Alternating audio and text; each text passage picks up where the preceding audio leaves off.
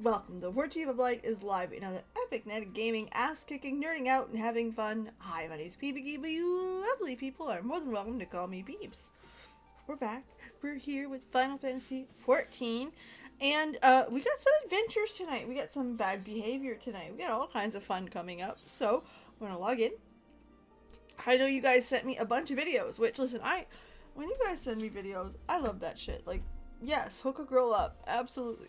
So we've got a few to watch tonight, which kind of excited. One is a lore video, so we may have some discussions on that. And we are going to be doing Porksies and PvP. Listen, I need my earrings. And by Porksies, I mean Moogle tomes. Bear with me, I moved the camera here just momentarily ago. Should be better. Better, yes.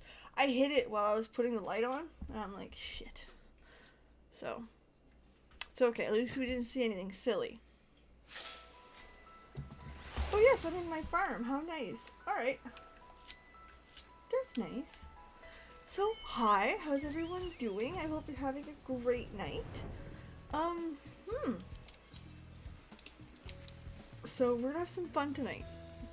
We have fun every night. We're gonna have some fun. Final Fantasy XIV. In the news right now, not a whole lot going on. However, I did want to bring a tweet up.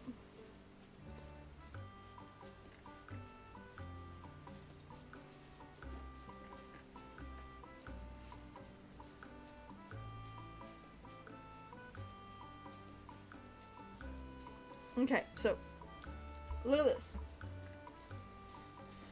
Activision Blizzard has had a return to office for their staff. We've known this. It's bullshit. They like to play the, but we're hybrid. But you're still forced to go back to office, even though most of your work gets done better at home. And by most, I mean all. Whatever, I'm not getting into that. Electronics Arts. EA. The devil of fucking corporate video games, actually has a team-by-team basis. So, depending on which team you're on, if you need to come in, you come in. If your team doesn't require to come in, you don't. So, EA actually has it better. EA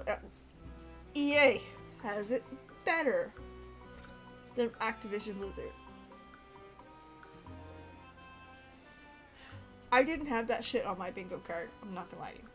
Now, the reason why I'm bringing this up, listen, that was a cute little giggle in the Discord. The tweet that's interesting is a point that I've been making for a while. I'm gonna read it to you. I don't know which bar is lower. Doing something better than EA, that's a pretty fucking low bar, or Bethesda at that, or better than Activision Blizzard or Bethesda, or for that matter, why are so many gaming companies so inept these days? This is what I've been saying for a while, and it brings back to corporate. The reality is that we don't generally see how corporations are running their corporate offices. We don't see what boardrooms look like. We don't see what other companies are doing because we're gamers. We don't give a shit. If I don't work for that company, I don't know what Ford is doing. I don't know what random American company Verizon is doing. I don't know what you see what I'm going? I'm pulling straws out of a hat here. I don't know what they're doing.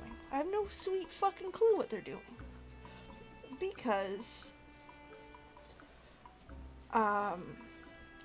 unless you work for those companies, do you care? We're talking about Activision Blizzard and EA and their work from home policies and how EA's is actually better than Activision. And this tweet brings it back to why are so many gaming companies so inept? And the answer is, it's always been that way. That's the answer. It's the answer nobody wants to hear. It's the answer that I'll even go further. It's not only that's how it's always been, it's also how the complete industry is, how corporate is, period, end point. Big corporations are doing this across the globe, okay, especially the Americas, across, like, Canadian financial institution, government, and the Bank of Canada have recommended 3 days a week in office to help the economy of downtowns. And businesses followed. Their raise incentives, industry standard to have a ranking system. None of the, again, what they're doing is shit. No one's arguing that it's shit. But everybody's doing it. That is the norm. That's why when places like the PSAC, who just went on strike, 150,000 employees, work from home was one of the major talking points. That's how you beat this as unions. But generally speaking, why are video game companies so inept? The answer is they always have been. Corporate is currently like this. It's what they do. Nothing has changed.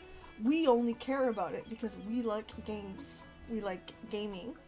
And now it's on our news front and we see it. It's the only reason why. Is it bad? Yeah. Should we fight it? Fuck yeah. Absolutely. But this is a problem that's always been. It's also why it's going to be a long time before it's actually resolved. So a lot of universities who won't be able to blend it mode for their lessons. Yep, it's incredible. And like I said, like, it's best practices. This is what best practices look like. But that's what I've been saying, is that it's what's recommended to major companies. And that's why people are like, well, why don't they just stop? That's how everyone's doing it. And the reality is that if they're making money off of it, which you don't do something if you're not making money, let's be honest, why would they stop? Right? Like, Canada actually has some cities paying large corporations to have people come into office because of their downtown economy. Not going into detail what cities, not going into detail what companies. Google it. But it's a thing. Because that's how it is. So, yeah, that's the secret. Gaming companies have always been shit. We're just realizing it now. Sorry. And the bigger they are, the shittier they are, because there's a reason why they got big. It's not because they were great. And when I say big, I don't mean sales. I mean, like, money. Right? Because there's a very, very big difference between top selling game and top profitable. The old mindset, quite old. Work, work, work, equal money, money, money. Brings quantity, not the quality. Exactly. It's also why you're seeing big companies get on the AI train. Because if you don't have to hire artists for 10% of the assets, then why would you? Lunch is for big, small shops. Lunch is big for small shops. I agree and disagree at the same time. The reality is that in the last 150 years, we created downtowns. Okay? Economies had to change and adjust with the time. And that is not up to the worker to check into the new millennia and how companies then work. I feel for the small mom and shop businesses, for restaurants and stuff like that. I do. The reality is that they have to change how they do business, because that's where the world is at now. The real estate can easily be repurposed. Easily. Those restaurants need, again, lunch specials become supper specials, because these things change all around, right? But that's what I'm talking about, is that that's not up to the employee. If the company can't keep up, it's not to the employee. I never noticed this. Oh, it's not a thing. It looked like a frog or something from this angle. See? It kind of looks like a frog. Like, one of the reasons why we were given for the same fucking thing was car sales. Car sales may go down because we're not working in office. What? These are multi-million-dollar companies that are destroying our environment, and it's our duty to maintain them. Fuck you. Nah. But either way, that's the Blizzard stuff. So, let me get the sound off. We got some stuff to watch. No.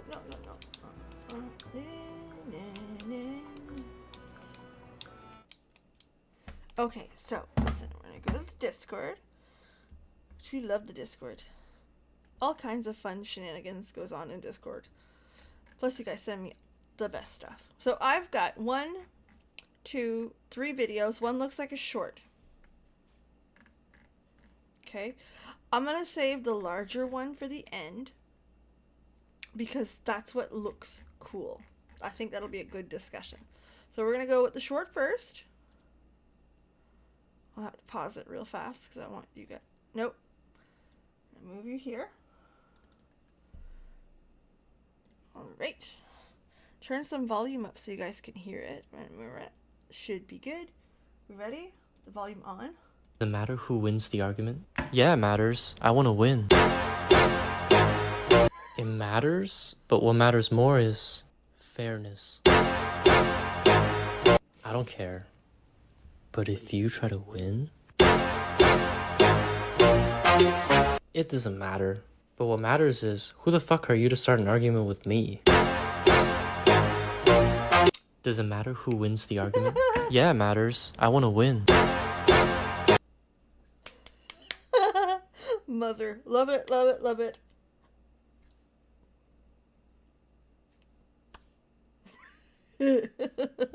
That's cute. I love it. And he's grumpy. Even the most selfish businessmen wouldn't be clever enough to understand the way these cost more, but they assure the success. Exactly. Keep the status quo keeps rich richer and the poor poorer. That's the secret. Alright, what do we got next? What kind of shenanigans we got next? We got the only thing scarier than a Lalafell. Again, God knows what this is, so hold on. Oh, we got an ad. Dungeon Alchemist is an AI-powered map-making application that allows... With voice saying... Go back. Oh, what a sin. They should have made it a short and it would have gone further. Never mind. It's got 7.4 views. 7.4k views. I'm wrong. Okay, ready? We ready? What's scarier than a Lalafell? With void saints, beasts, and dragons roaming around, Eorzea can be a very dangerous place. But there's one thing you should fear the most. A Lalafell. No, a healer. But that doesn't make any sense. Blood for the blood lily. Blood for the blood lily. Blood for the blood lily.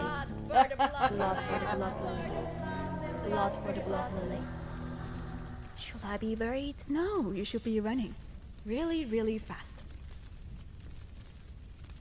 That's cute. That was sweet. I like that. Oh, that's the thumbnail.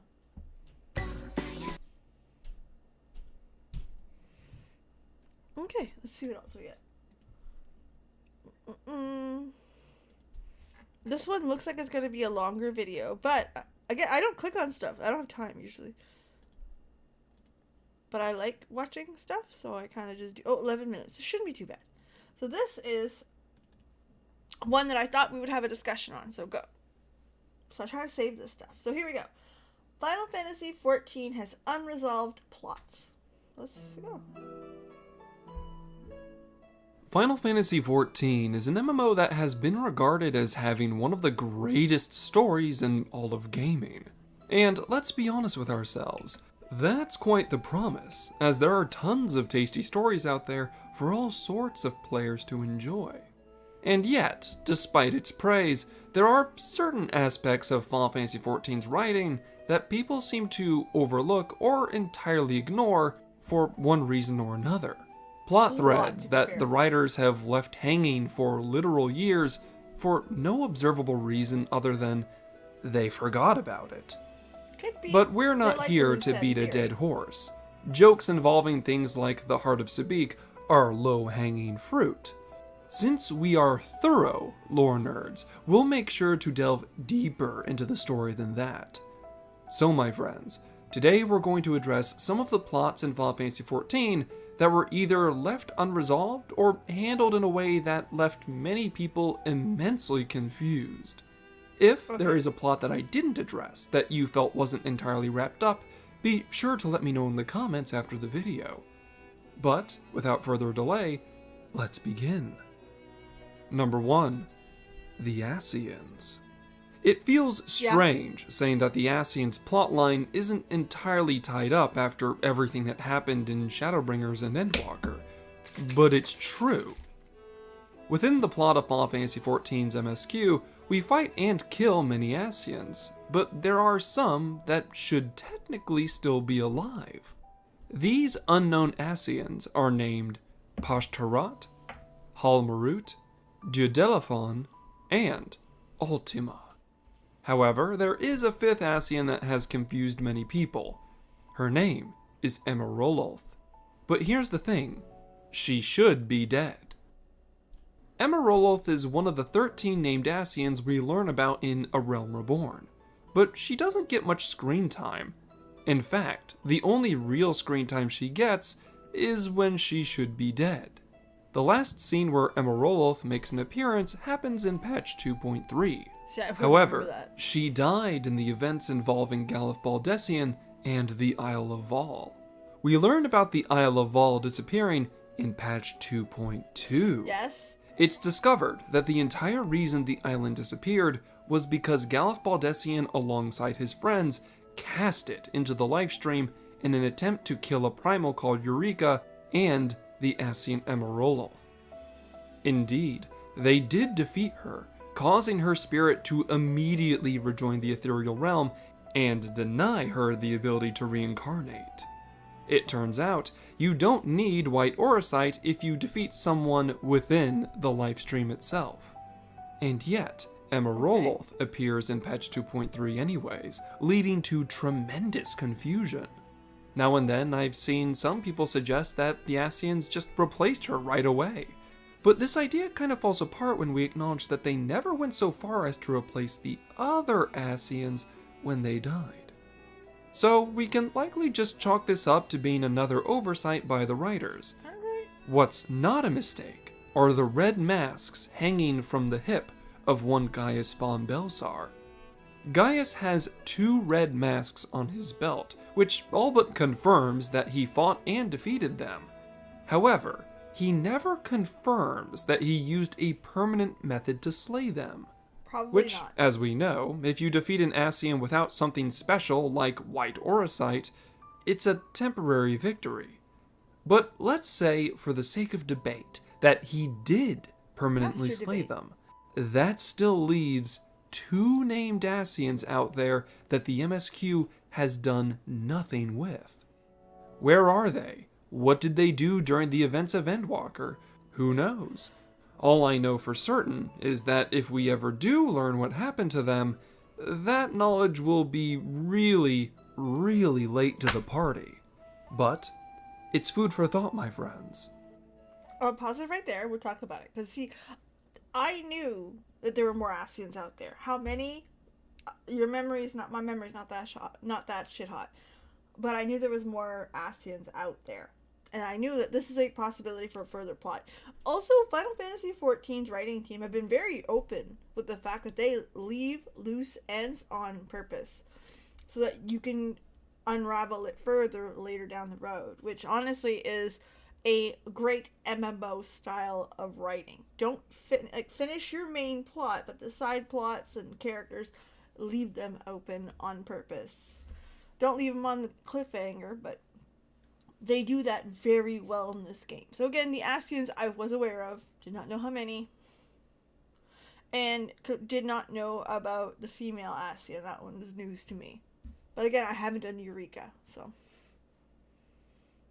A hair. Alright, watch the next one. Number 2. The importance of the Echo disappeared entirely. People that have played through A Realm Reborn, Heavensward, and Stormblood will remember how much importance was placed upon the Echo and the unique powers it held. Characters like Minfilia would say more than once that understanding the Echo was likely the key to defeating our great foes more soundly. And she wasn't entirely wrong.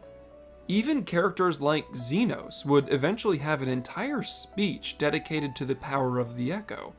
He was so envious of its might that he created the Resonance, an etheric photocopy of the Echo, just to try and take its power for himself. But after Stormblood, the Echo's importance in the story of Final Fantasy XIV seemingly disappeared overnight. Suddenly, nobody was talking about its power, despite having watched a man possess a primal with the Resonance.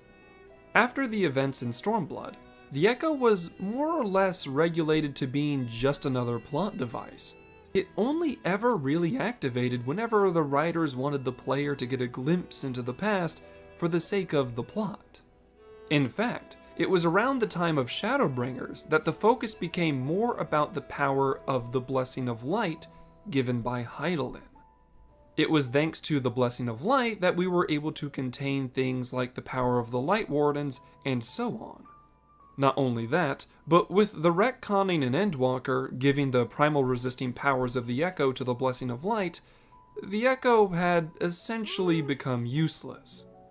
Even Xenos within Endwalker showed more proficiency with the Resonance than the Warrior of Light ever demonstrated with the Echo, which, if I'm being completely honest, is rather embarrassing for the Warrior of Light. Someone with a cheap copy of your power knows how to use it better than you do. But there you have it, my friends. The Echo was hyped up for 3 whole expansions, telling us that it was this all-important power within the MSQ, only for the Blessing of Light to more or less steal the show in both Shadowbringers and Endwalker. Will the Echo ever become relevant to the story again, or will it simply be a convenient plot device for the writers to use whenever they wish? I know what I'd want to see, but I'm more curious to see what you all think of the Echo moving forward within Final Fantasy XIV. I'm gonna disagree. The Echo had a few moments. Now keep in mind, right from the get-go, you're told, like, this is a blessing, this is from your god. Like, it's not a secret early on that this is Hydaelyn. Okay? Or the light. The Echo has always been plot device, right? Has always been plot. Has always been exposition. Has always been a further view of it. It did have extra stuff, and everyone did have different powers to it and sensitivities to it. The Resonant, while it did imitate the Echo, they don't understand the Echo as nearly deeply as that.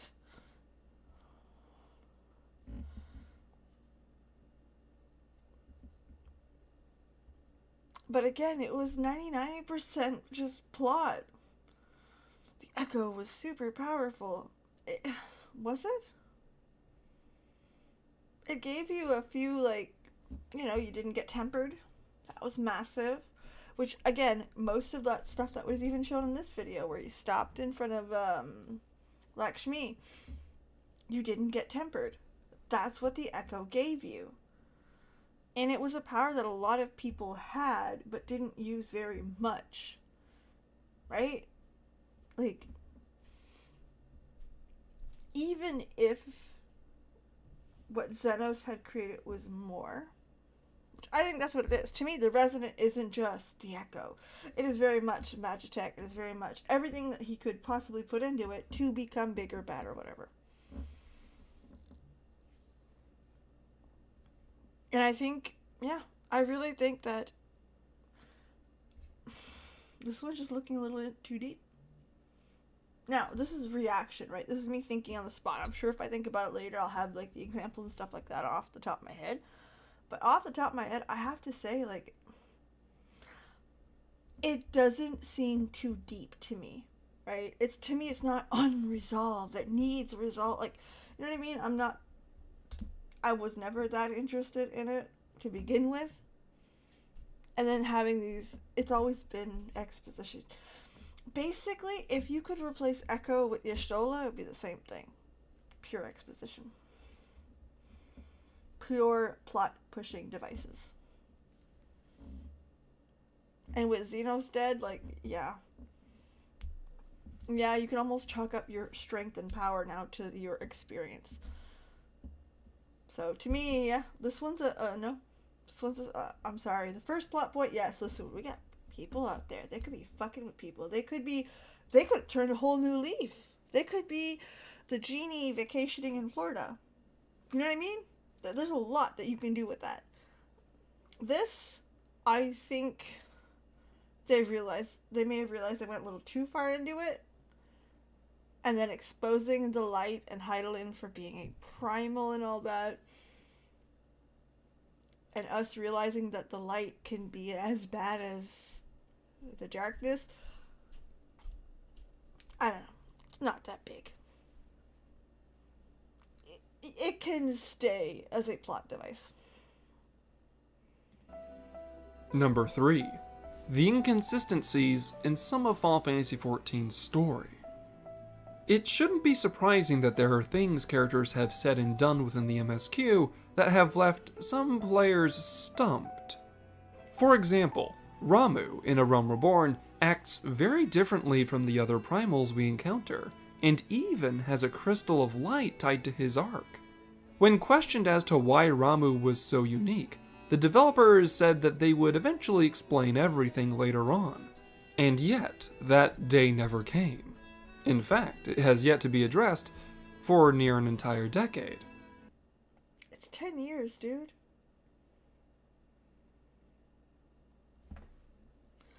Like,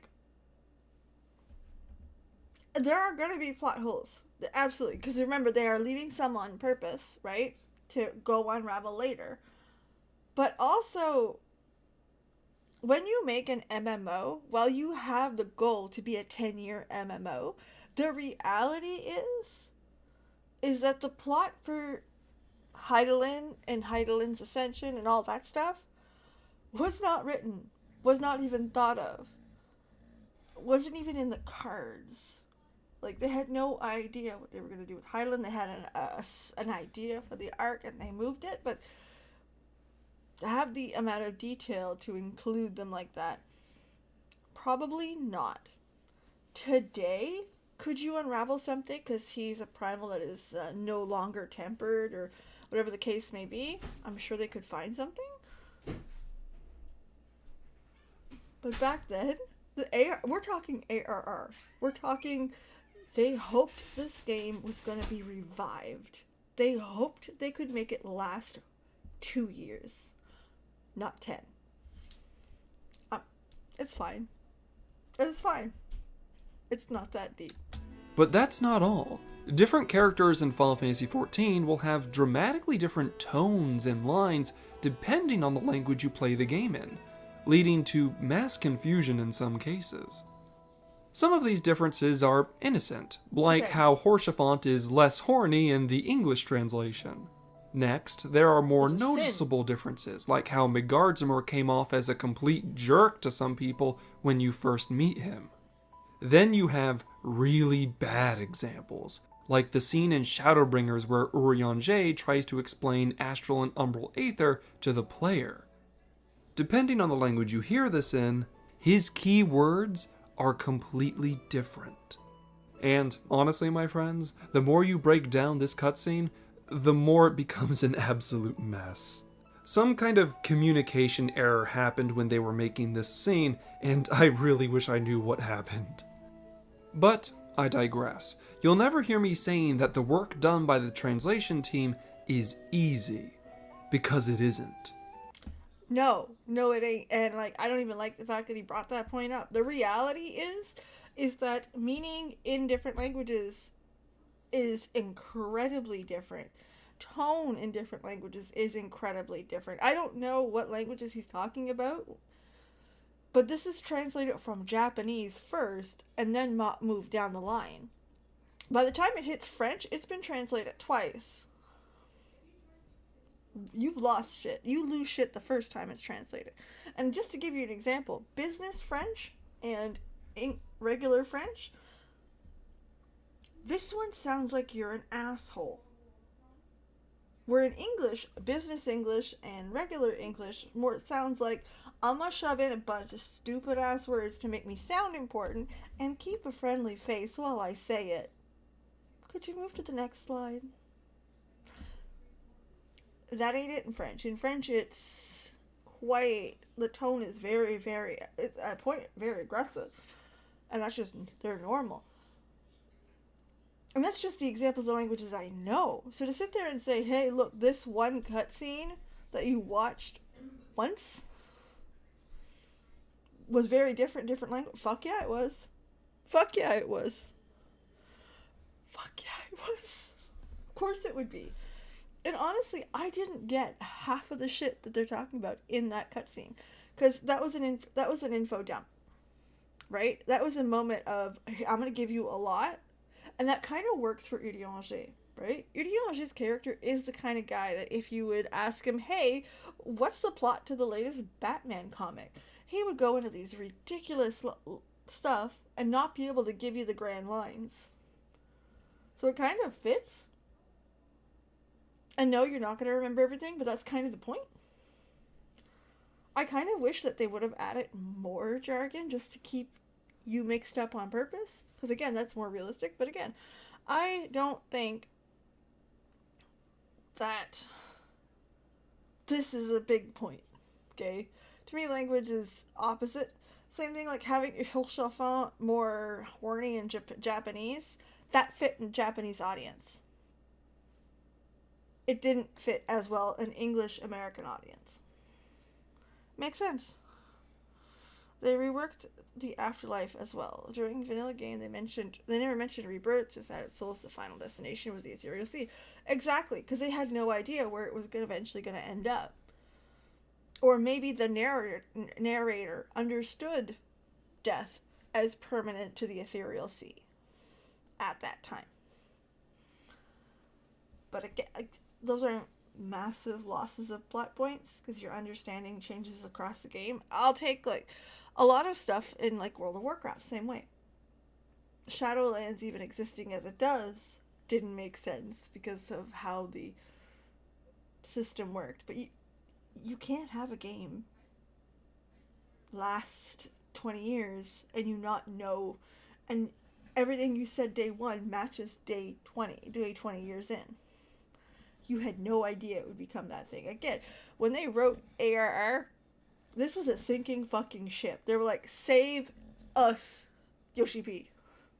And he's like, I'll fucking try. And it was a prayer.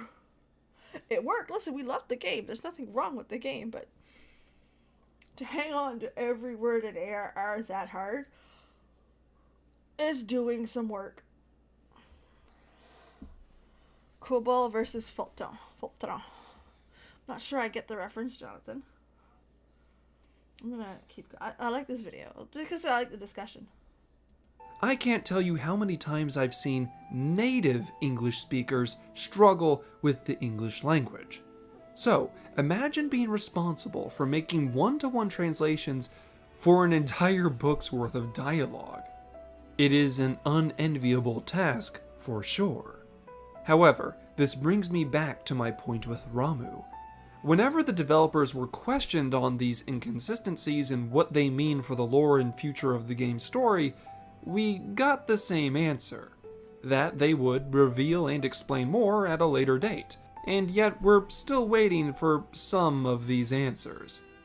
In fact, Koji Fox was asked in a 2018 interview as to the nature of the shards in their relation to the source. He assured them that such things would be answered soon, only for Shadowbringers to completely forget and never tell us how the Source and First can share the same starry sky while being completely unobservable and detached from one another. So at the end of the day, we can just chalk that up to crazy elder primal magic, I suppose. I like to chalk it, like, to me, I'm coming in late, right? I'm coming years late. When I first made that transition, I honestly consider it like Dungeons & Dragons. Different phases. Or not different phases, but being in different planes of existence. But again, verbose and fortune. Oh, see, I didn't know that, Jonathan. Thank you for teaching me. But yeah, like, I find that the extremely minute details like that, especially from ARR, not that deep. The language, listen, there's bound to be mistakes. Bound to. Like, incredibly. Guaranteed. Bet my paycheck. It is what it is. It's gonna be different. The only way you're gonna get this game in its pure written form, Japanese. As intended, Japanese. I suspect the mystery of the shard is going to be revealed in 7.0. I think so too, Calvin. Kind of. But the shards kind of... There's a part of me that believes that the shards were a very weak storytelling trope. Okay? That lasted too long.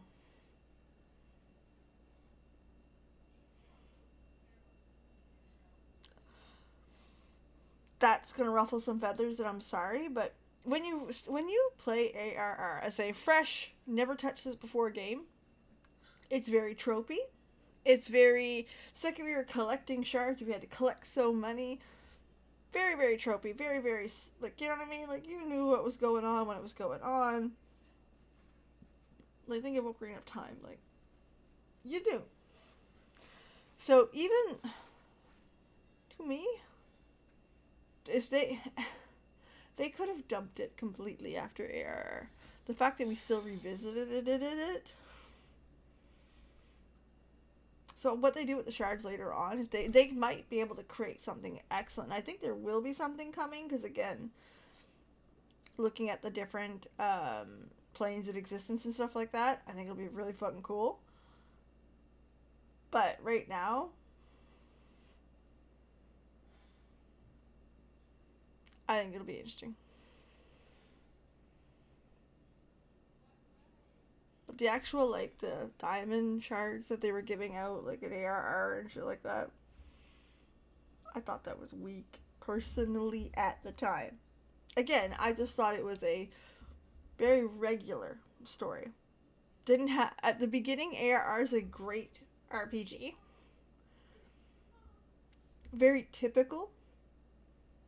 But not Final Fantasy-esque. Because if you've played a Final Fantasy game before this one, you know that Final Fantasy storytelling is next level, right? You have your standard RPG type shit, and then all of a sudden they flip it on its head and you're like, God damn.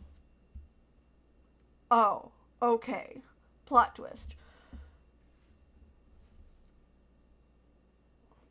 So having those, like, crystals at the beginning, I thought that was weak. And then, the something glass. Pouring glass. That fucking quest at the end of ARR did that shift, and you're like, shit. As for, like, the actual, like, the different worlds, the different, planes, the different shards, like the realms that we're visiting and stuff like that, that's cool. I can't wait to see what we do with that. But yeah, I don't think too much into it. Let me finish this video up. But I think that will be all the topics I cover for now. I could go on, but I feel like people are already mad that I've dared to say that Final Fantasy XIV's writing is anything less than perfect. I love Final Fantasy XIV, and it's because I spend so much time with this game's lore that I noticed some things that I... That's fine. I get that. This last point to me is moot. The second point I disagree with, which is a friendly disagreement. That's cool. First point, absolutely. Abso-fucking-lutely. I can't wait. It'll be fun. But yeah, no. Lore's up for discussion, and it's okay to not like something. It's okay to want something different. And not get shit on for either of that, right? But no, it's actually pretty good. It's a decent video. Again, I'm not big on the last two, but pretty good. Alright, get moving so I don't lose my thing.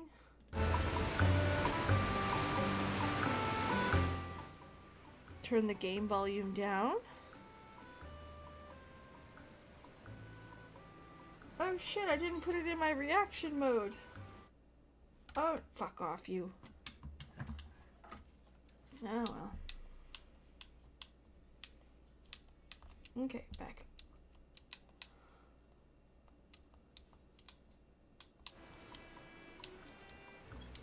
Yeah, Emmett outlined a bunch of different stuff, and I kind of hope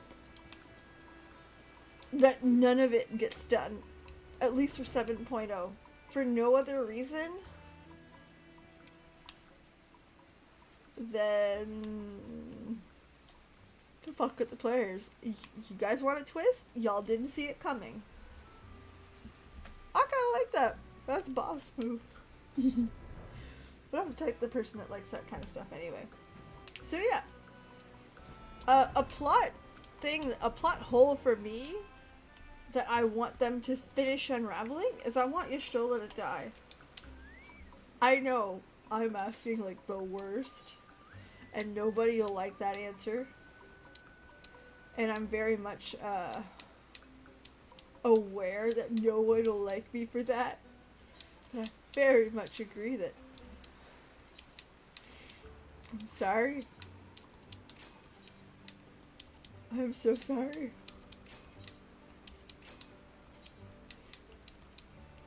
Because in Heaven's Word, I think, Y'shtola is told, like, one, she's blind, and two, the continuation of using her abilities to view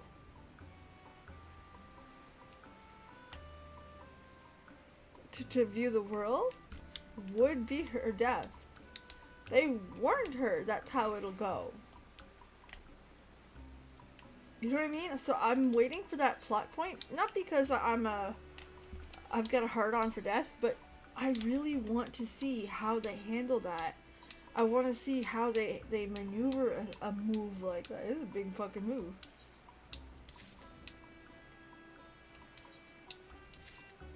And I think that, like, you know what I mean? Like, we're asking for it.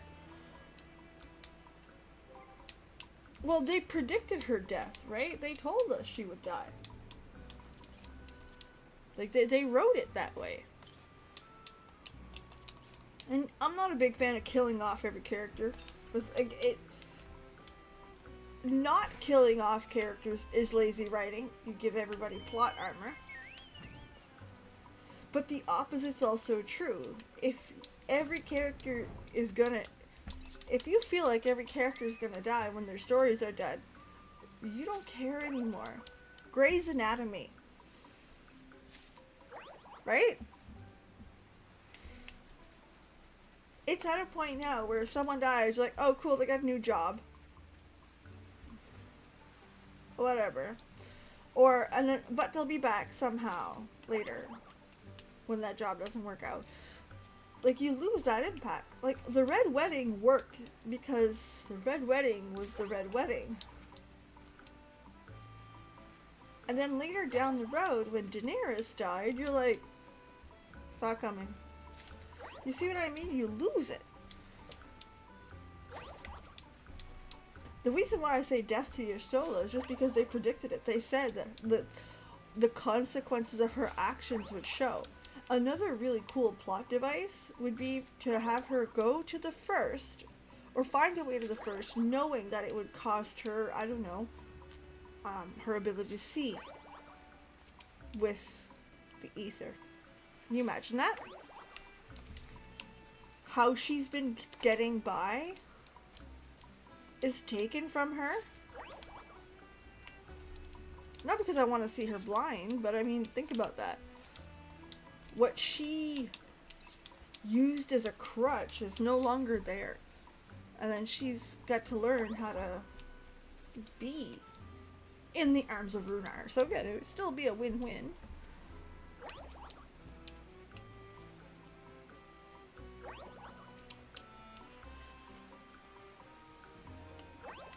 Matoya was pretty direct, and honestly, that's why a few times when she in the Shadowbringers, I thought she was dying because I was like, oh, there you go, there's the plot point, got it. Here we go. No. Oh. Okay. Matoya pretty well directly said that this will cost you your life. I'm just saying, her ability to feel the ether.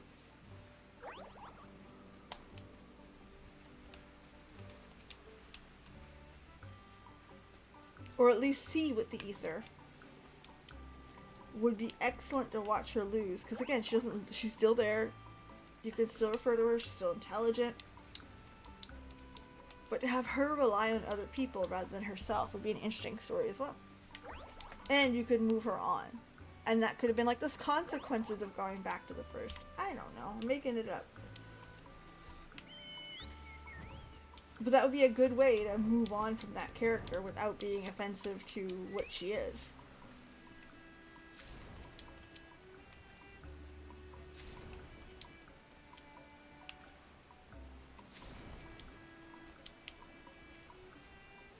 But that's a plot hole. Gaping hole. That I'd like to see resolved. Because I do want to see how they do it. How they handle that. I think it would be great.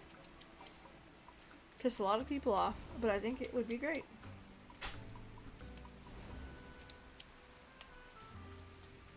Of course, I'm the person that would enjoy that.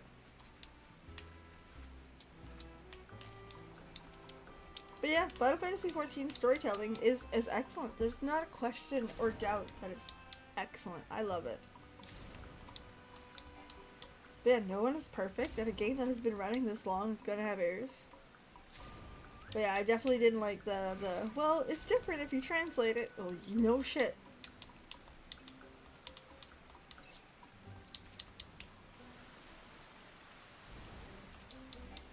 Rather than what goes through the ether, she perceives the ether like a bat.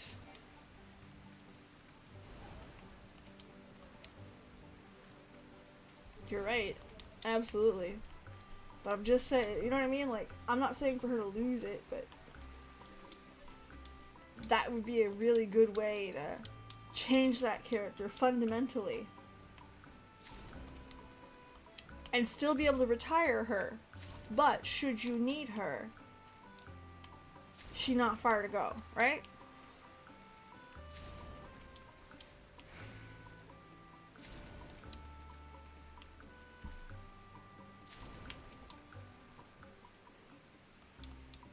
And speaking about Sylvanas, that's the only one that I don't like how they retired her. They made it stupid easy. They could have thrown her a happy retirement, and I think it would have been less obvious. Like, you see what I mean? Like, the plot didn't allow for that.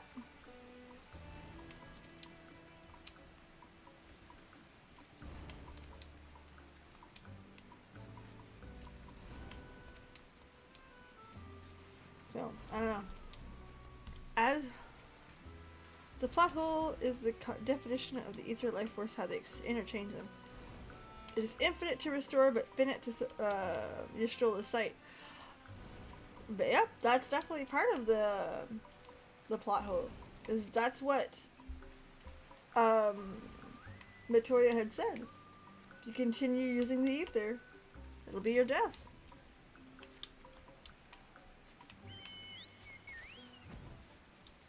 So when she came to Shadowbringers, I thought she was gone. I thought that was it.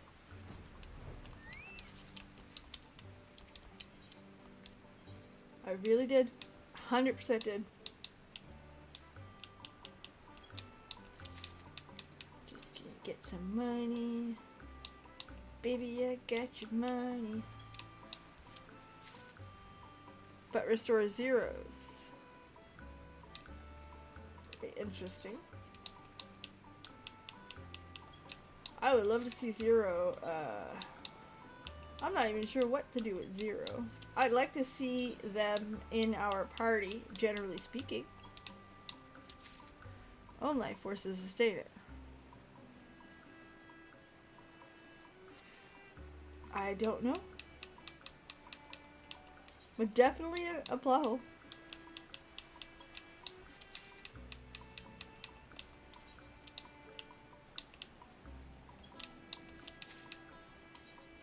Like I said, I knew that video would bring up some interesting discussions. Now I'm down for interesting discussions, pretty much all the time.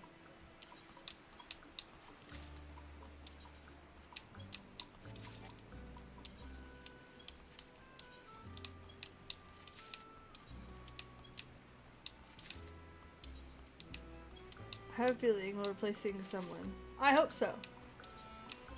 Again, I want to see a new adventure really be a new adventure. Like, new in general.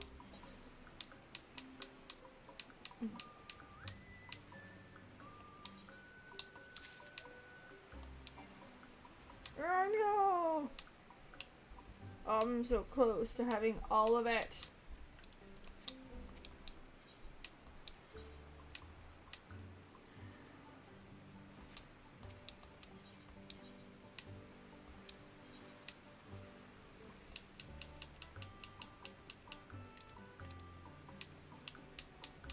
Just looking. Oh, yes. Pink is here, I think. Yes, yes, yes, it is. Right there. Fuck yeah. Love that for me. Now you know where my money's gonna go when I'm done buying all the rare shit. Which, by the way, there was no secret. We all knew. I'm gonna sell that. Awesome. So that's where we're going. We're going to sell that. So yeah, it does make for an interesting set of stories, set of adventures, set of possible adventures. Like I am excited because the point 3 plot never got completed. Point 3 was not filler, but was exposition. So we are, like, point 4 here is about to be fucking huge. Also, am I crazy for believing we might have a point 6? Because we're what, about 4 months in between all the patches, right? Consistently.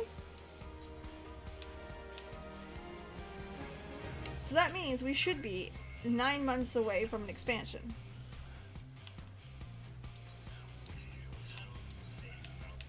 If my math is correct, which it might not be.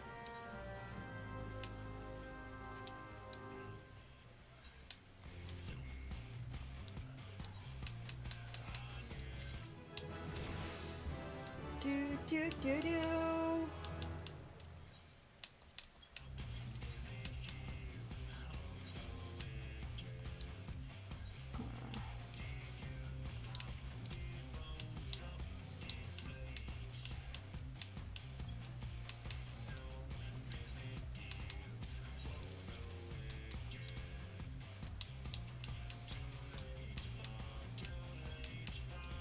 Okay, this guy.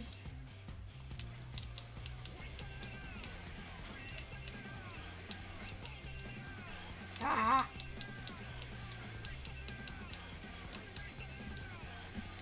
Gonna make lots of monies. Alright, assign venture. I like about it, it feels like an empty universe. Humans really left alone to themselves. That's fair. I don't mind that feeling.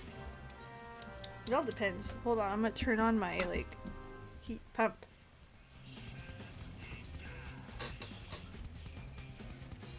Nope, that's not gonna work.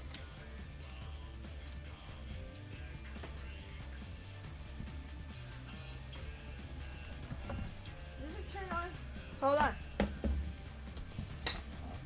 I'll be right back. This is getting destructive. Yeah, it turned on. We're good. I have a heat pump behind me. It's starting to get a little chilly, and I'm like, oh, I'm gonna turn that fucker on. I forgot how big the screen is. And I'm like, uh-oh. Not gonna happen.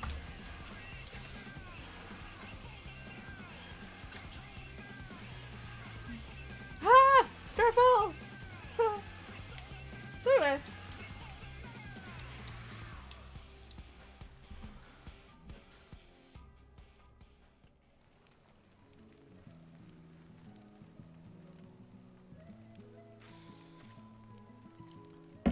It makes for an interesting story. I'm gonna take.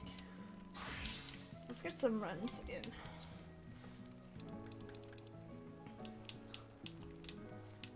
No.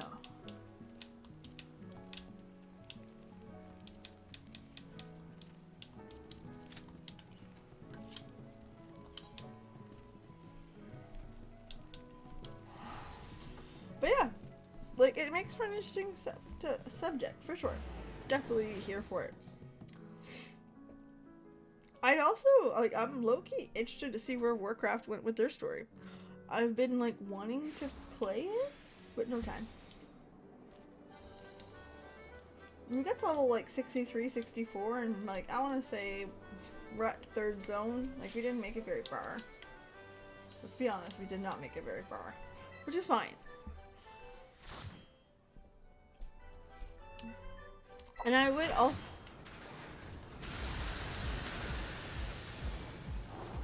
Wee! Wee!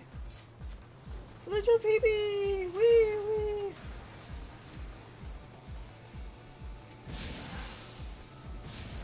That's a wall. What are you playing? Playing, Sup?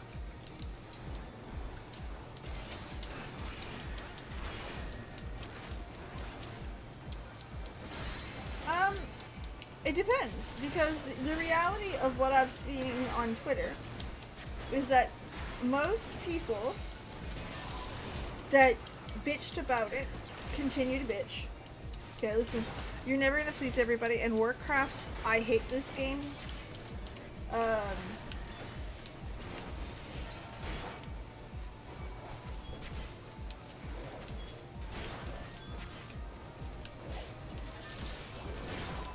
Warcraft has a very, very large fuck this game, I hate this game base. Do I understand that? No, I don't. Never did. Didn't even do it when I was playing the game, and I liked it. Generally speaking, I liked Warcraft. And to say I didn't is a lie. Right? I won't lie to you. I did. From what I've seen, most people generally like it as a typical Warcraft expansion. You know what I mean? It's not terrible, it's not the best, but it's not bad. It's got some stuff that they like, there's got some stuff that they don't. But generally speaking, from what I've read and what I'm watching, comments are pretty good. Oh yes, we are. Fucking blood for the blood lilies. Absolutely.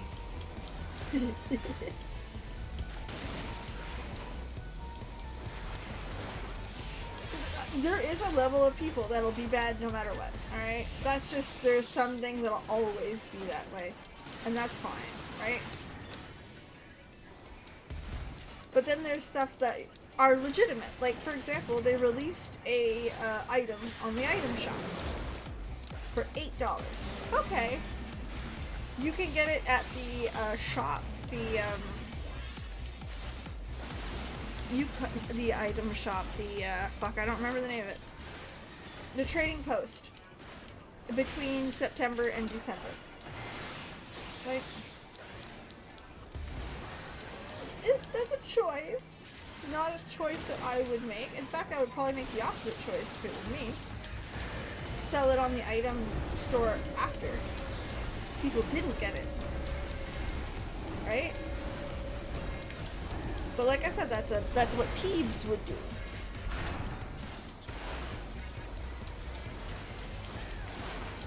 It's It's alright. Like, I'm not complaining about the items themselves. The items themselves are actually not bad. It's just, like, the ethics of it was not hot.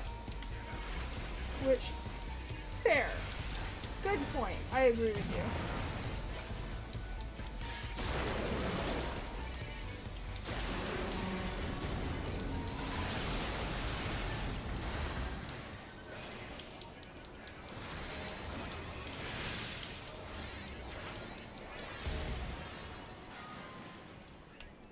So that stuff is fair criticism. Stuff, again, like, I didn't like where the story went in this one moment. Fair criticism. I don't like, I don't like this due to lore decision. Again, fair criticism. I don't like, talent points. Fair criticism. Warcraft sucks because it's always sucked. Well, Karen... Did it, or you just didn't like it? Right, if someone tells me, I don't like raiding in Final Fantasy XIV, there's not enough bosses, they don't come out very often, the raids themselves are great, I just wish there was more of them. That is a fair criticism. Raiding sucks in Final Fantasy XIV ain't criticism, that's bitching. Fine, you want to bitch, call it what it is. Right? PvP sucks in Warcraft. Okay.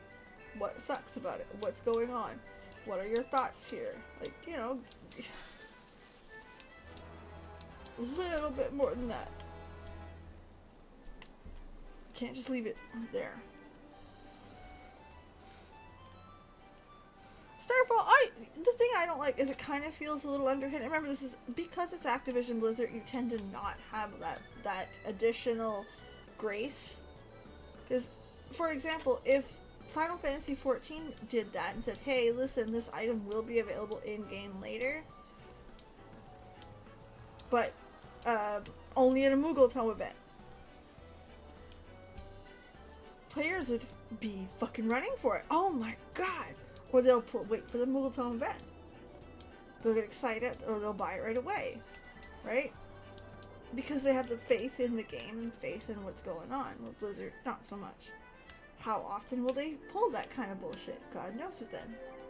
And that's kind of the sentiment there, is God knows with them. So I understand them being mad at it. Makes sense.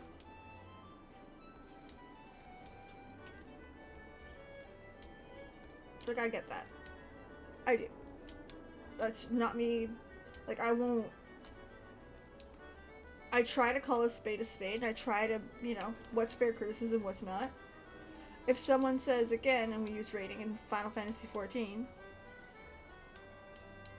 as the example, they say, I love it because I'm not pressured to do the content, I'm not this, but a hardcore raider's like, okay, but I beat those bosses 2 months ago. Nothing's coming out until the next patch. Like, fuck you want me to do? That's fair criticism. Like, I wouldn't know what to do as a hardcore reader.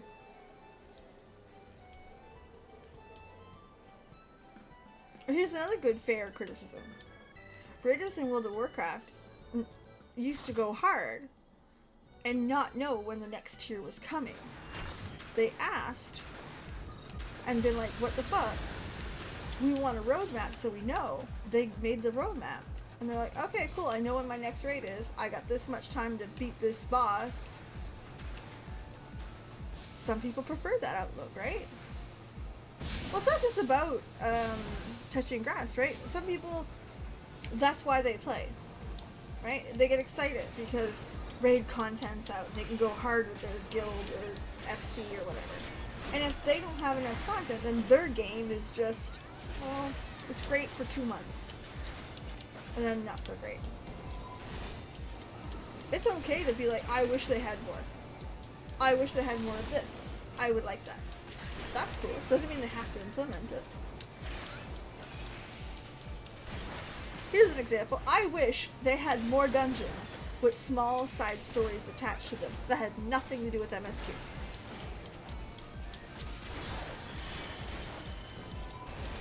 The hard modes to most of the dungeons in ARR Chef's fucking kiss. So good. What the fuck? Tantera. Both sides is my favorite dungeon. And it's the second dungeon. That's my favorite dungeon because of the where it gets kind of fucked up, it gets kind of fun. I love that shit. Hawk Manor? Hawk Manor is great. I fucking love Hawk Manor, both easy and hard. But that would be perfect for me, right? This is an MMO. There's a bajillion people being like, hey, I want this thing. But it's about fitting the bell curve, right? There's a feature. See, I like that. But we have criteria. See, exactly. That helps players like me. Which I still need to get my silky mount. Yes, Calvin. Absolutely, you are correct. I am 3/4 done now. Or like 2/3. We're almost there. Just gotta do it. Time. What your girl needs. Time. That's okay. Starting next week, we got a little bit more time. I'm saying it now. I talked to my manager, my husband. Anything I do for streaming videos and stuff like that, I usually bring him through it first. Right? I'll ask his opinion, even though he knows nothing about streaming and shit. I'll be like, well, what if I did this? 100%. I bring everything through him. Either way, he's like, yeah, no, I think an extra half hour will do some good. Cool. So, we are going to be streaming an extra half hour, generally speaking, going forward. So, about 6 months ago, oh, I better bring that out actually.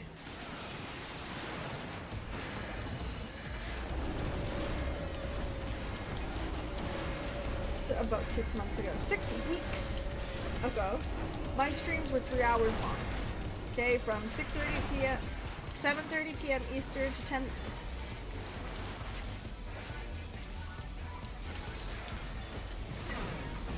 6:30 p.m. Eastern to 9:30 p.m. Eastern. That was my stream time. Since I started to move, I cut that down to 2 hours. Why? Because I had a lot on the go. I was packing. My husband just went through surgery. I didn't have help back. Just needed some help. Needed some time. Okay? So, now that I'm a little bit more settled, I still want a little bit extra time in the evenings because I'm enjoying that extra time. I'm getting more videos done. I'm getting more personal stuff done. Actually, do you guys know what I did today? I edited a short. I put the short out on TikTok, Facebook, and YouTube. And I cut out the materials for a shirt that I'm making. I promised you guys I will do one good practice run of my cosplay shirt. It's cut out. I sew it tomorrow.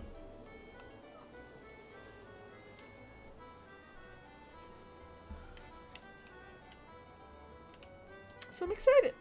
I'm excited about that. Can't wait. Not gonna lie. But anyway, see what I mean? I got a chance to do a bunch of little stuff, and I've been able to do a little bit more. So we're gonna try that extra half hour. I think it'll work out good. I did the timing and stuff, and go from there.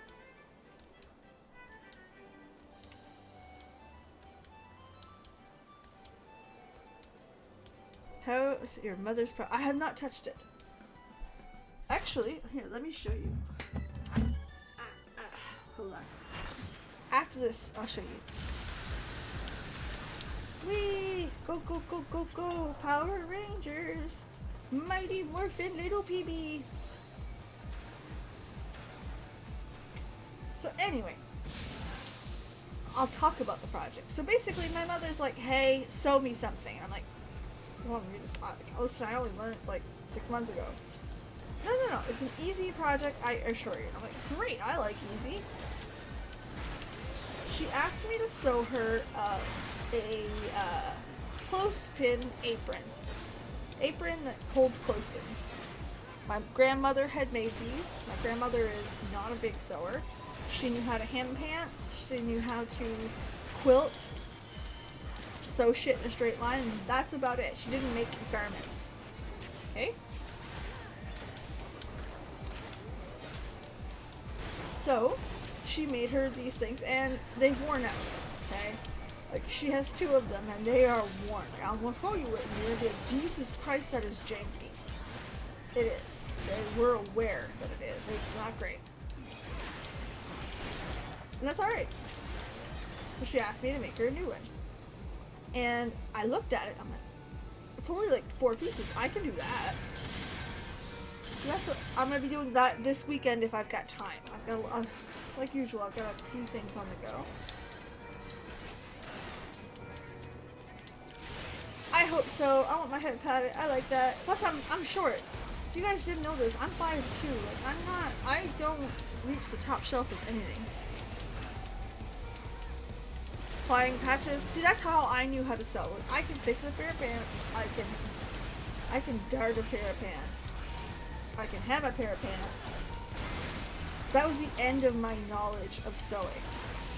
In the last, I want to say 6 to 8 months, maybe a year, I've learned how to make stuff. I've made face masks, COVID face masks, no problem. I make them all the time.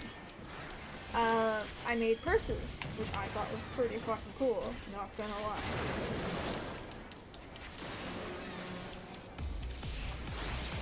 And now I'm working on coming into like garments, so all I'm making is a long sleeve shirt.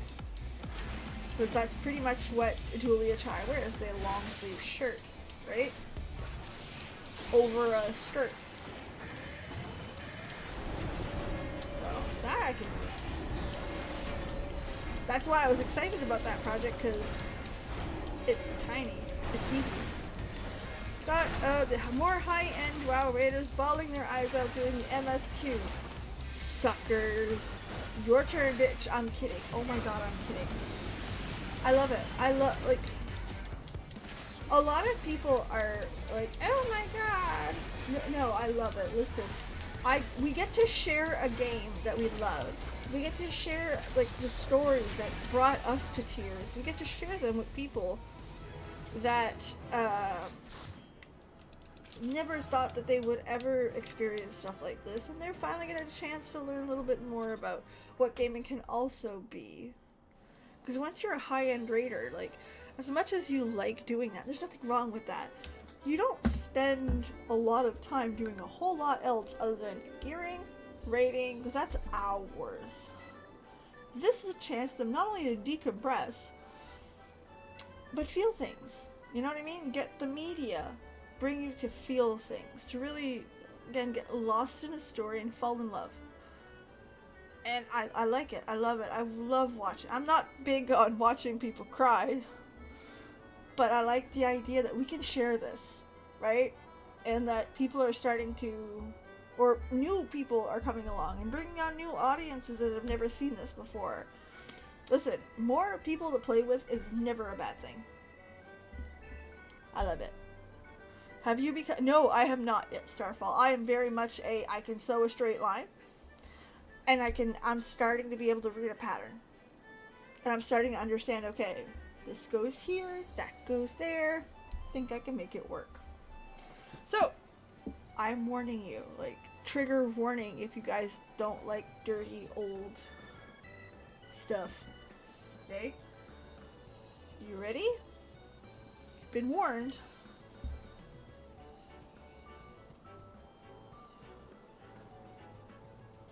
Like, all it is just a, you know, wear it around your waist. But I mean, she's yellow, like she's falling apart. Like, ooh, shit. She's dry, like she's done. Like, she has long outlived this life. So I'm gonna make that. Only like 2 pieces. The front piece, the back piece, and then like the strip. Would you like to learn how to tailor with a loom? The short answer is why not? And the long answer is I don't think I got time for that. And I mean that lovingly, like your girl's gotta stop picking up hobbies. Because learning to sew has taken up a lot of time. Like, I love the needle arts. I love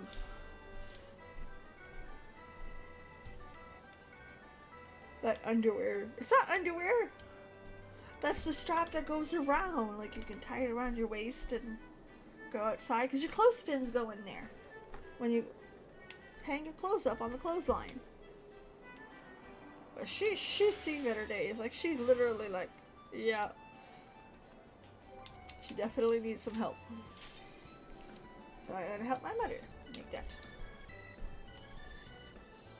I like those types of arts because some people are very crafty, okay? Some people can glue something together and you're like, Jesus fuck. I can't. I get my fingers glued to shit. I can draw relatively well. I tell people above average, but nothing like you see on Twitter. But I can do a lot of the knitting, the sewing. I do needlepoint. Like, I got cross stitch here, not far. Actually, I'm going to show you that in a minute. I can cross stitch very well. Those are the arts that I'm a little bit better at. I also love to read. It's a miracle you can buy a second card of this fact. But I'm also... I am a person who fucked up my finances really bad when I was 21. Yeah, girl's no longer 21, nowhere near 21. So now I'm the type of person who puts away so much money every pay. That's my spending money, and I don't spend money. I don't go out to eat. I don't buy myself copies. I save all that money for crafty stuff. Like, my last bit of money I saved up like that, 100% went to my Julia Chai cosplay. I bought 6-7 meters of fabric. Because of course I did. Of course I did. Paint Your Life, Peebs edition. But yeah, that's how it all ended up.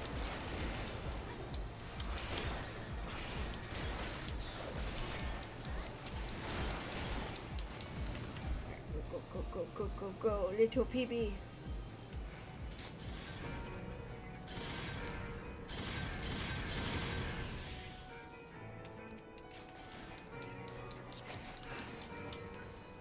I'm mostly the type of person who is not afraid to, like, do something.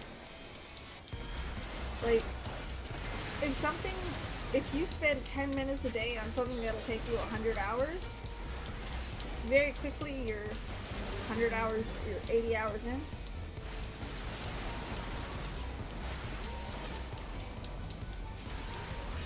Like, I started making a blanket. Just knitting a blanket with old wool that my grandmother left me. And I'm only 4 squares away now. And that's all it is. I told myself, no matter what you do, find the time to knit 3 rows a day. Who wants to bet you'll be a huge female audience of FanFest? I don't know. The problem with FanFest is that it was random lottery, right? You didn't get to write 30s white female, right? So it'll be interesting to see the demographic that's there. I hope it's diverse, but it's lottery. Like, there's as much chance of it being diverse as it being a sea of white or a sea of women. If 60% of the player base is women, okay, we have a better chance. But it's random.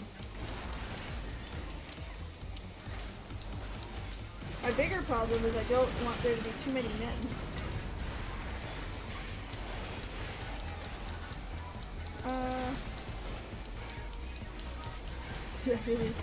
This is a knitted blanket, actually, so. Yeah, so again, statistically speaking, it should be, you know, mostly female, but don't know. You have to wait and see.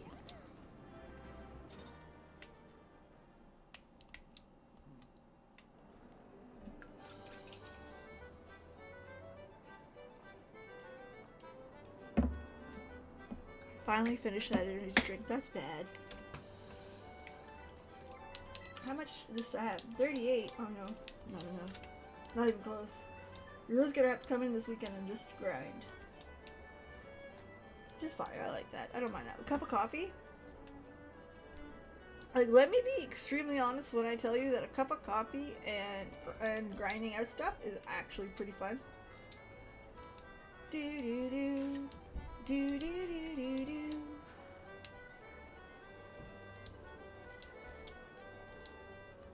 But yeah, oh, hold on. Right here, I'm right here, not far.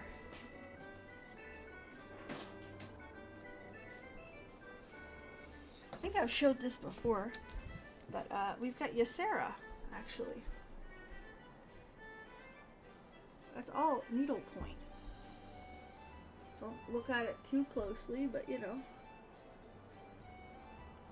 I'm not done, obviously, but.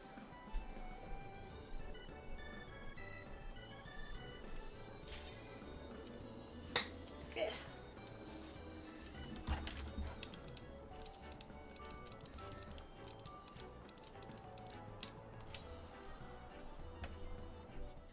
Watching some Golden Girls. That's awesome. Everyone loves Golden Girls.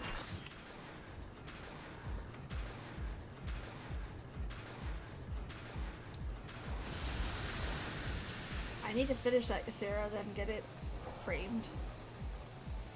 That's another one of those projects where I have to like tell myself, okay, you do that for an hour a week. 2 hours a week, something. I got a couple things that are like that I need to do. That, I need to get back to reading, and I need to get back to fucking studying. God damn it, do I ever need to study. For work, by the way.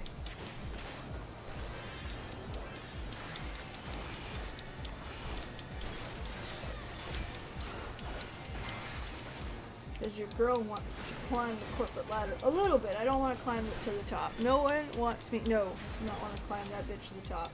What I want to do is make more money than I'm currently making. And be a little less bored doing it.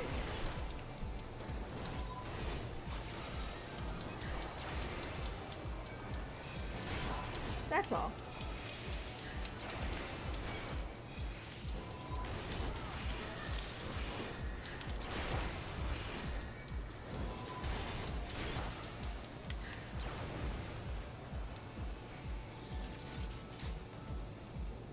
So that's the goal, the longer goal that we have. Whee! Whee!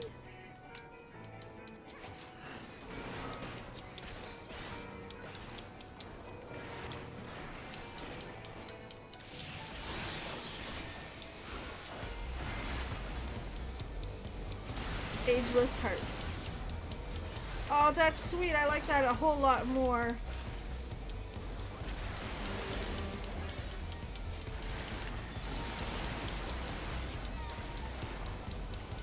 I don't know what we call that in French. They weren't on the French team.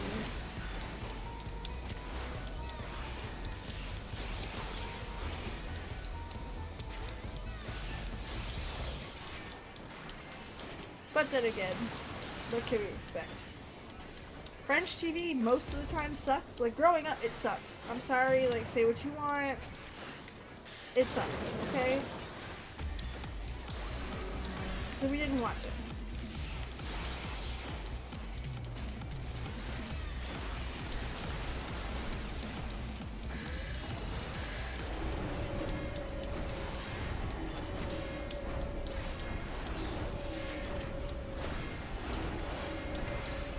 Les craquants.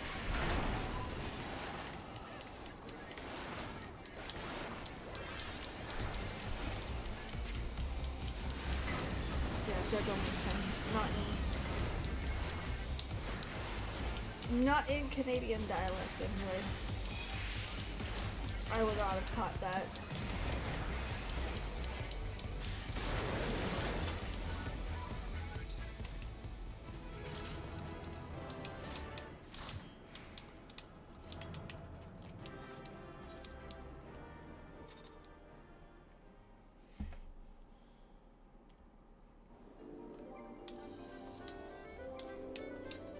Back, come on, I want my thingy.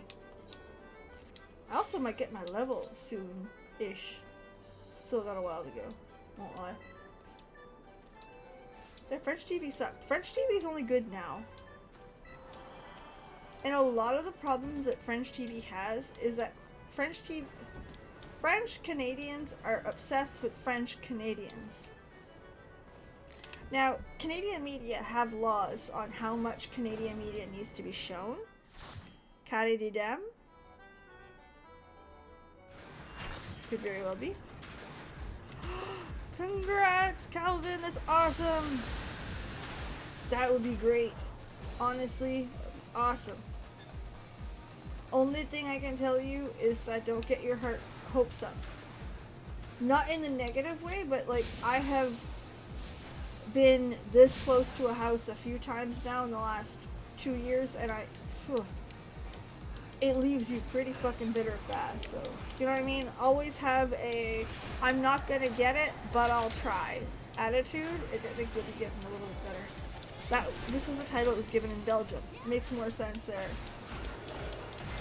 Square of Women is the direct, or of dames. The dame is like an older lady type woman.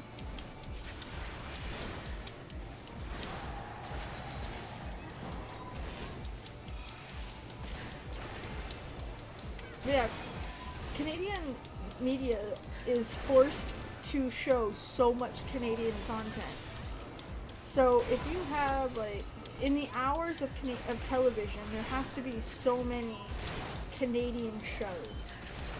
In an hour of music, there has to be so many Canadian songs.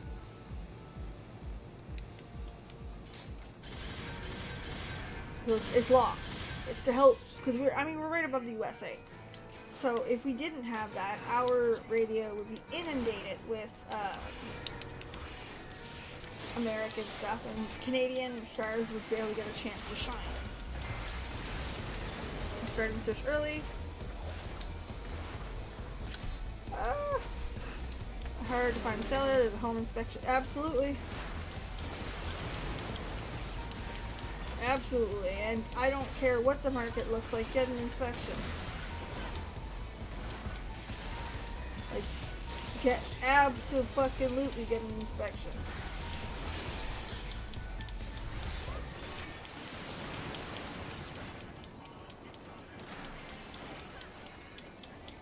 But yeah, that's the lesson that I've learned. Because again, I've come so close a few times, and this last one, I was solid bitter for, I want to say, 4 months. And there's still moments where I see like a for sale sign of like a perfect house where I'm like, fuck you, that's what. Or I go online and I see a house that's exactly what I'm looking for. My husband still watches the housing market closely, where I stopped. Where I'll watch it extremely rarely because it bothers me, right? Many deals fall through because of inspection, but yeah. All of my deals fell through because of financing.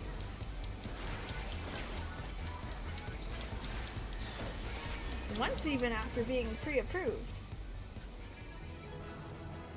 Which bitch, really? But whatever. Like I said, I was big mad. Big mad. Big mad.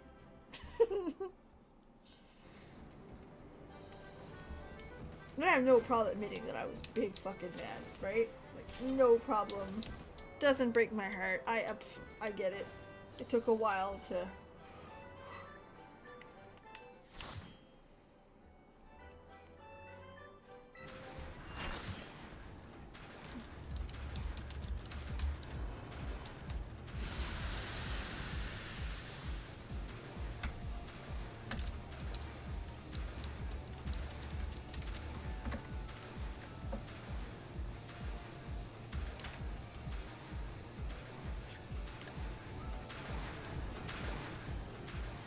Les craquantes. Yeah, that's what it was in Quebec as well. I went to check it. That's why I'm late. Oh. Uh-oh. I'm coming. Yeah. only bases off of what you make. Yeah, I am... Oof. I have been working on correcting the mistakes on my file. From again being 21 and stupid. There's no debate that I was 21 and stupid. Okay? Ain't no one coming here and telling you that's not the case. Your girl was 21, your girl was dumb. It's a thing. The problem is that the amount of time it takes to recover from that, I'm at 7 years, and I'm still 2.5 years to go before I can get a loan in my name for a house.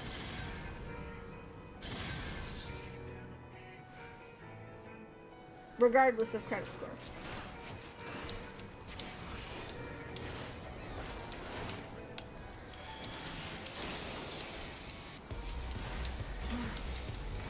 Alright, alright.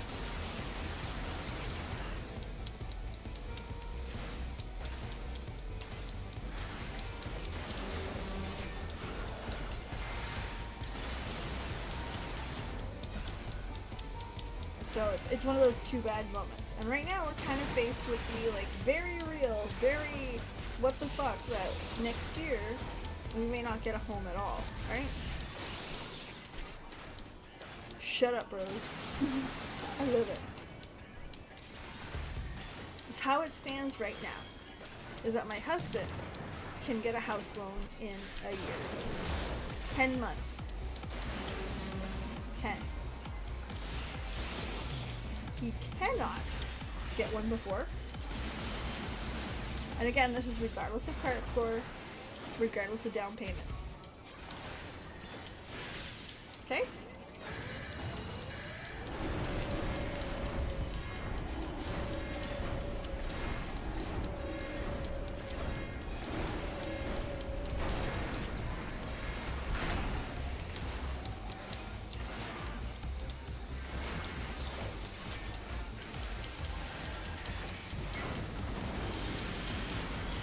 Regardless of my opinion, that's how she be. It's one of those too bad, so sad moments.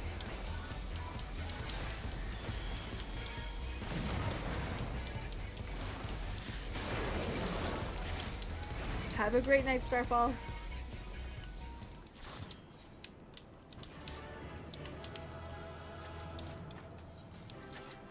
See, that's where I'm at. Like, it's no choice. Too bad, so sad. You wait. It's time. Not money. So, my husband got a house in 10 months. I can get one in 2 years and 10 months.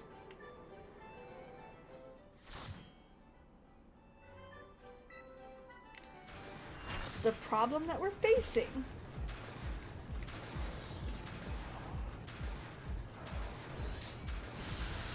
getting a house loan on a single income is not easy. Getting one that can get a house in an inflated market that nearly doubled in the last 5 years is gonna be fun. Because I make more money. And that's not an insult to my husband. I love my husband. I am the number one. I am the breadwinner. So that means that if my husband wants to get a house, he can only get up to a certain amount, which is not very high. And there ain't nothing we can do about it.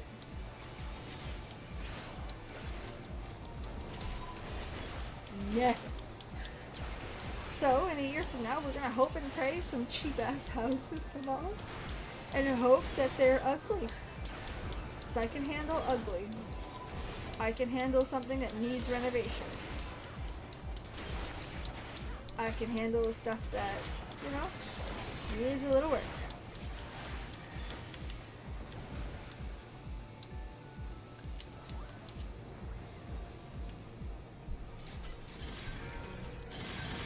But when we're looking, we're going to be looking specifically for good foundation and that the problems are relative to the price. So if it needs a new roof, needs new windows, needs structural stuff, it better be like dirt cheap.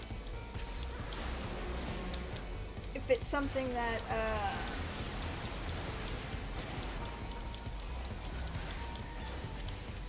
how do I say this? If it's something that, it's all cosmetic, so the house is ugly as sin, needs new floors, needs new kitchen totally, the walls are barely hanging. Okay, well, the foundation's good, and the roof's in one piece and not leaking. Great, I'll take it. That's what we're looking for. And we kinda gotta, like, suck it up. It's either that or we wait an extra 2.5 years, hope that the market didn't lose its goddamn mind again. Then again, I thought my other problem is I have teenagers. Like, I worry that my teenagers will never get to see what it's like to own a house. Which is kind of a fucked up thought, but I believe that thought wholeheartedly.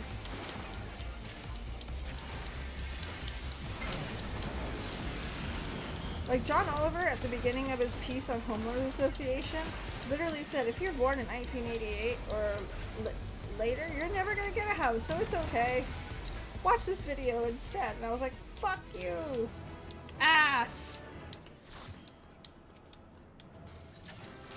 As long as you can fix it without raising it down. Exactly. Exactly, Calvin. Your girl, I'm pretty handy. Okay? And I can fix ugly. Ugly ain't expensive to fix, right? Flooring is something you can get over time. Put a wall up, no problem. That's just cheap.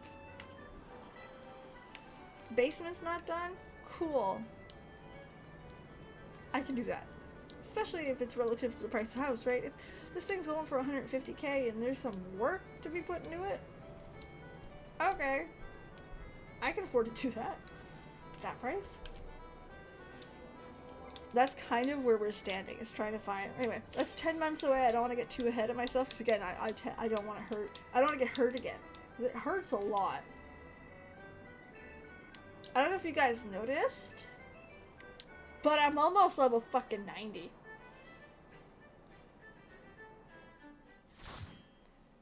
I'm losing this earpiece a lot. Hold on. I hate that my right ear on my AirPod is perfect. It doesn't move, doesn't do anything. It's fine. My right one or my left, I switch the sizes of it all the time because I can't seem to find the perfect fit. It's in between two sizes.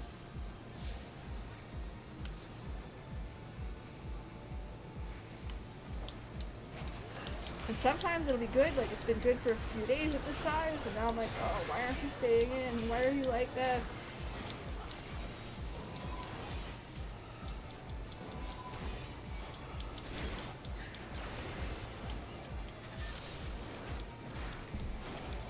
Yeah, ugly I can handle. But yeah, that's the thing. And just to give you guys an idea, both me and my husband have the credit score for a house. When we went and looked, they're like, yeah, your credit score's fine. Great, thank you. Ass.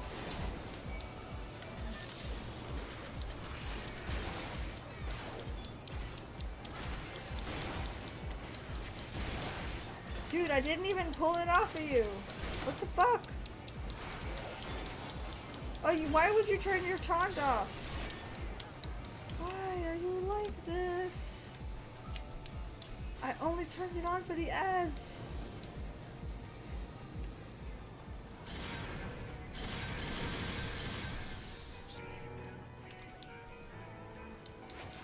Oh shit. There, just take it. I didn't do that on like to take stuff from you.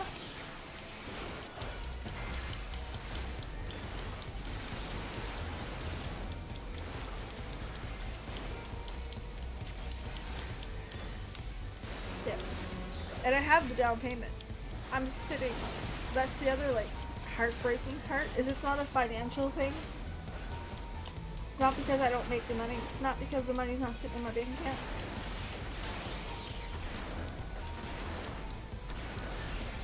Blech. Because this is why I get spicy about that subject. I'm not gonna lie.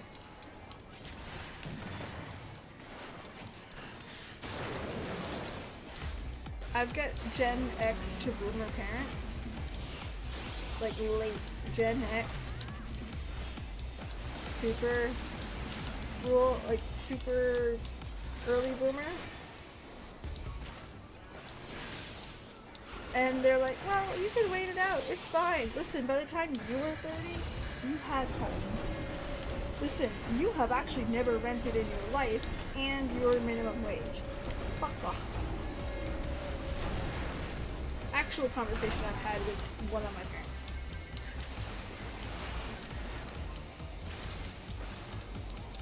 Some sort of short of rule. Basically, after you have a bankruptcy in Canada, you need 2 years of established credit after the bankruptcy. Okay? Now that makes sense, right? You want to be established before they let you borrow money. That's fine. We get it, right? That's cool. However, any debt accrued in the during. Oh shit, music's playing in the background? No. Stop that. Oh my god, this game's louder. So anything that you get during your bankruptcy. So let's say you get a secure credit card during your bankruptcy to help bring up your credit score. You're allowed to loan after the first 3 months. In the middle of your bankruptcy, you're allowed that. So, the first delay for me was they didn't tell you that it was after the bankruptcy. It was just to have 2 years of established credit. Cool. I had that. 2 years. I had this one credit card that I paid very well. The limit was up to $10,000 because they kept upping it because I was doing such a good job. And a car payment. The credit card I got early on in the bankruptcy, because again, I wanted to bring the whole point of going through bankruptcy was to get a house. So I had I had an excellent credit score. I do have an excellent credit score today.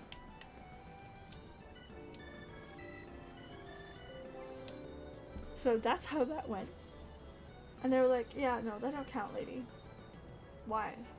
Because you didn't get it the day after everything was absolved. And I'm like, but I've showed you I can pay this thing for 2 years. It's like a little more than that even. Don't count.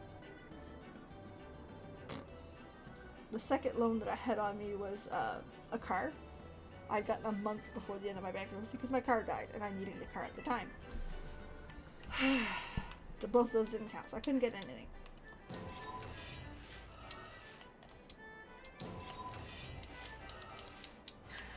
That's why my husband has to wait an extra 10 months. Same idea. Because we had built my credit up high. So we knew that I'm the breadwinner. A house in my name would be the best. So we built my credit score up. We put everything in my name to help build it up. So when we couldn't get it, we were like, uh-oh. So now he needs 2 years of solid credit. Fucking great. So my husband needs 10 more months. We tried before we moved here to see if we could get it, and dude's like, listen, your credit score is fine, deposit's fine, here's what we would have approved you for if this would have been 10 months from today. Fuckers.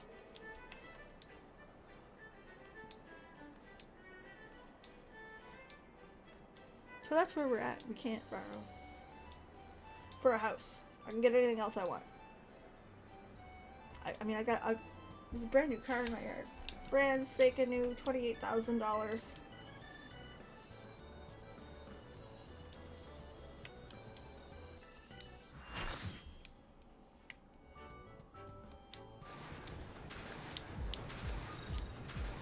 That's the other thing. I don't have access to a prime lender for the next 3 years. And my bank was like, yeah, we wouldn't give you a loan. I'm like, why not? Well, ma'am, you're a risky client. I'm like, my credit score is excellent. Not good, not great, excellent. I have credit cards going up to $50,000 with nothing on them. Very, like, under total, under $600. And they're there to build credit. They don't need to be there. No, man. Fuck off. Come back to us in 3 years. No, I won't. Yeah, it's 100% just waiting.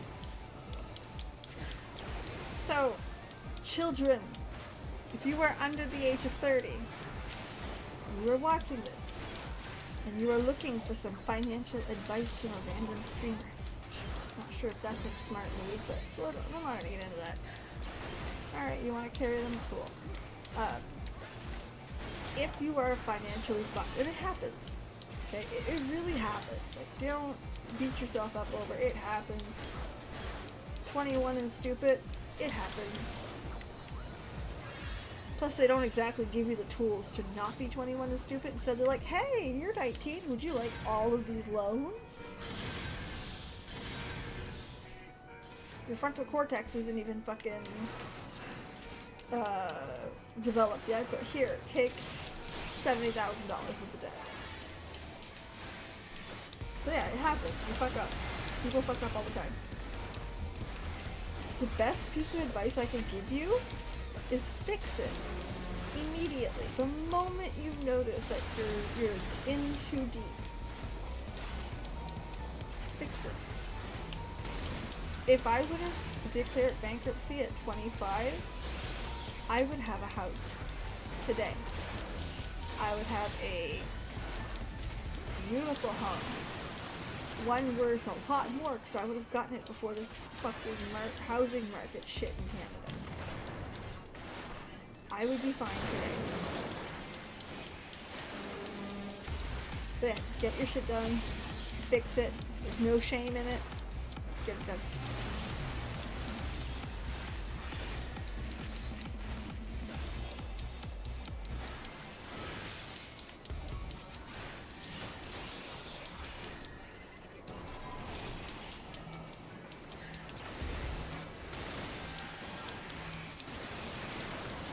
Only advice I would give to a younger person. I don't tell you how to spend your money. Sometimes you need to learn the lesson yourself. Because there's no way that 35-year-old Peebs could tell 19-year-old Peebs what to do. No way. 19-year-old Peebs could tell 35-year-old Peebs to go fuck himself. Herself. Sorry.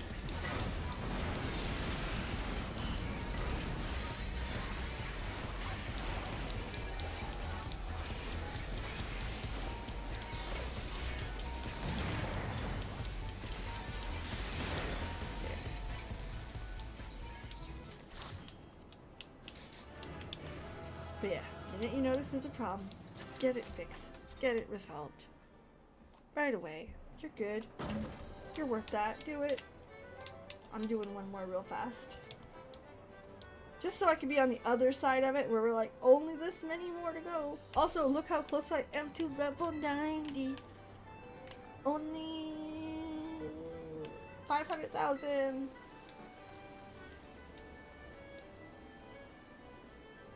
So yeah, that's my advice. Just, again, get your shit fixed when you can.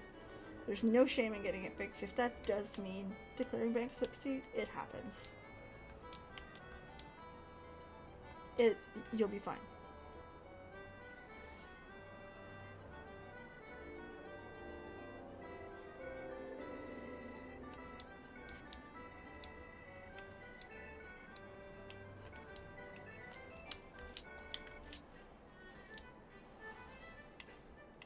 But hey, what do I know?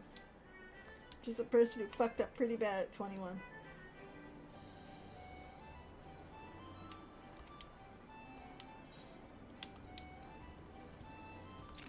Hey, fuck! I miss.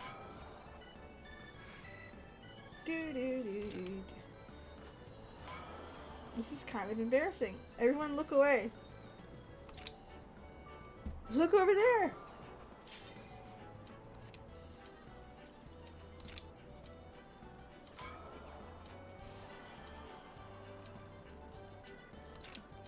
Got it. Okay, we're good. Like, fuck.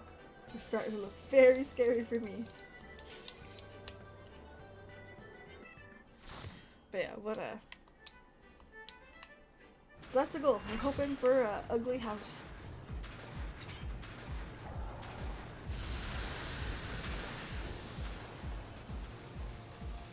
In a small town. Or near a small town. I like the small town that I'm in. It's like a group of small towns. I can tell you, I haven't had this much fun in a long fucking time. Like, I want to be clear, like, this has been fucking great. I love living in my home area. Like, where I'm from, where all my friends are from, where I can actually see my friends again. Love it. Like, my schedule hasn't opened. I've lived here a month, Monday. And I haven't done nothing in about 6 weeks, 7 weeks, something like that.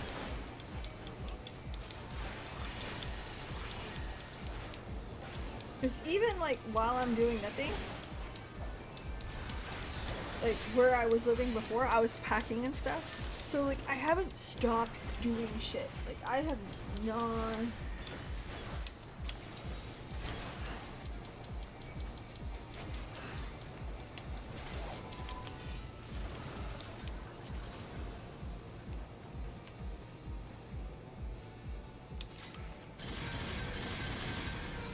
Whee!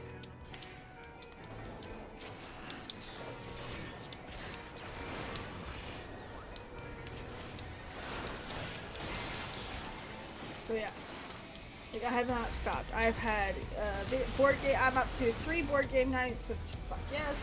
I've gone fishing twice, which fuck yes. Fuck yes. I have gone to my chosen mom. You know your chosen family? I have a chosen mom. I've been to her house 3 or 4 times already. I've been to my actual mother's once. Which, before moving down here, I only went twice a year. All I could do.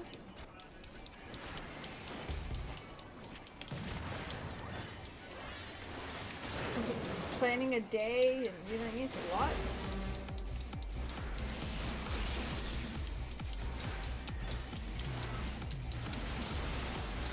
No, this has been excellent.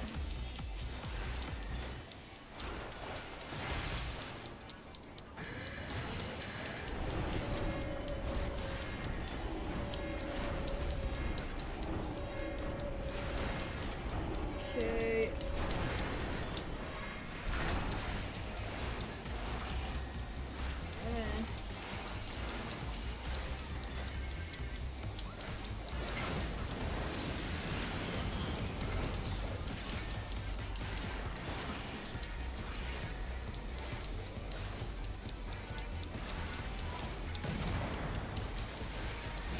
Done.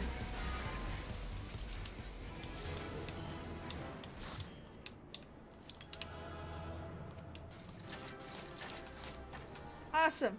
So we're gonna leave it at that for tonight. We will be back next week. We're gonna be going a half hour earlier. So instead of 7:30 p.m. Eastern, we're gonna be going 7 p.m. Eastern. So an extra half hour of gaming. Might switch it up in the games. We'll see. Either way, there's always going to be a Final Fantasy 14 night. And the Wednesdays is Twitch night. So lots of shit coming. In the meantime, have yourselves a legendary night. Have a great weekend. Thanks so much for being here. And I can't wait to see you guys again on the next one. Bye.